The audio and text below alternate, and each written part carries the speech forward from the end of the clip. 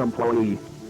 If you're viewing this tape, it must mean you're officially part of the Fredbear's Family Diner staff. We're thankful that you've decided to be a part of the fun, and we hope that you'll have a wonderful time working here. I am Model 2 of the Handyman's Robotics and Unit Repair System, more commonly known here as Ham Unit. And I've been told to instruct various staff members on how to get started with their careers. Since you've been selected as one of our technicians, it is my duty to go through the situations you will face when dealing with our state-of-the-art mascots characters, Fredbear and Spring Bonnie. Let's get started by introducing the two ways these animatronics can perform for our customers.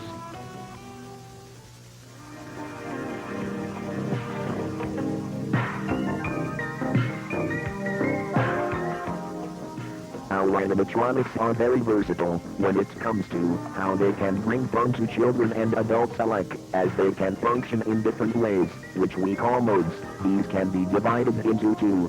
Both Fredbear and Spring Bonnie have a stage performance mode and a suits mode. Let's go over what these involve and what you will have to do with them. First, there's the stage performance mode.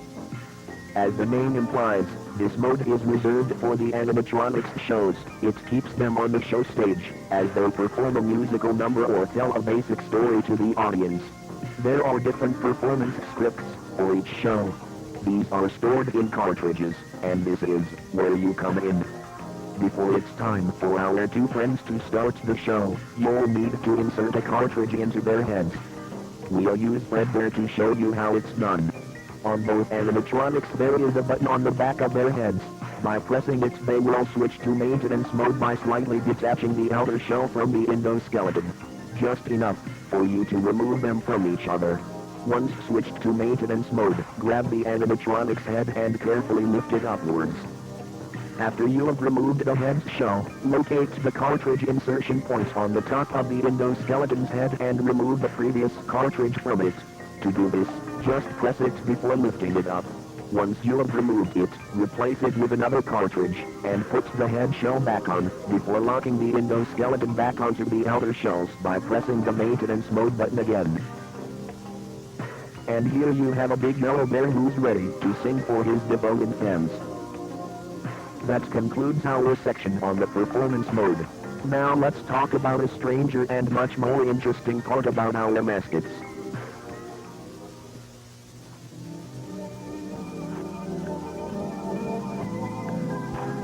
Now, to give our customers more emotion, the founders of our extravagant restaurant, Henry Denley and William Afton, needed to find a way to give the characters more mobility, so that they can interact with our guests.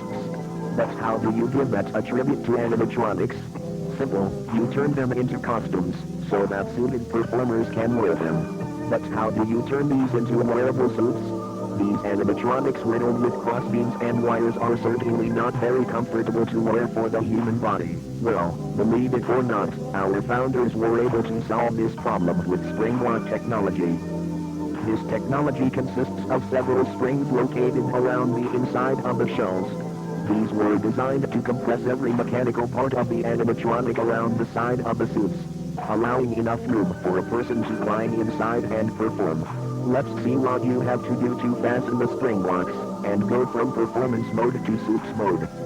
First, grab the hand crank, provided by the manufacturer. This tool is essential, as it will help you fix the Springlocks. Then, locate the different insertion points on the back of the animatronic and put the crank in, before turning clockwise. Once the Springlocks are fastened, the upper and lower half of the animatronic should be separated.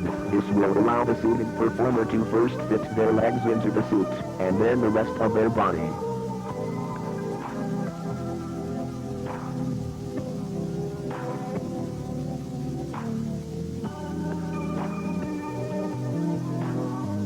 Make sure to be extremely careful when the animatronic is in suits mode, as the Springlocks run the risk of failing, causing the mechanical parts in the suit to snap back into place. When this happens, it's called a Springlock failure, which could lead to many injuries inflicted on the performer, and may even cost them their life. The cause of a Springlock failure could be poor fastening, intense pressure, or moisture. To avoid poor fastening, make sure to tightly fix the spring locks when using the hand crank. Assure that the performer carefully puts on the suit, avoiding intense pressure.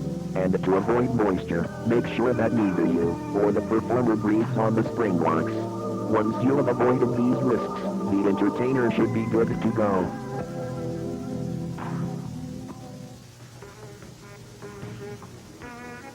And that concludes a basic rundown of what you will do as a technician here at our restaurant. If you were to have some other questions about your job, don't be afraid to ask Mr. Afton for help, as he is always available. Once again, we hope you have a wonderful career as part of our staff. Good luck, and remember to smile. You are now the face of Fredbear's Family Diner.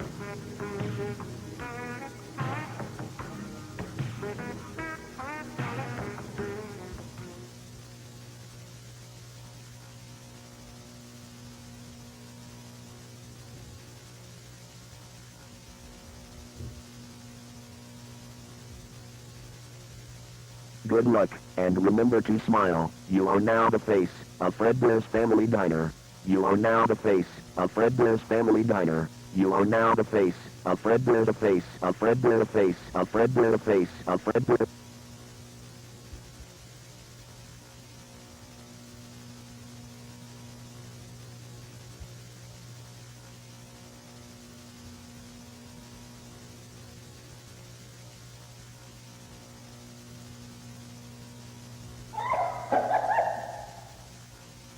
Ha ha ha ha.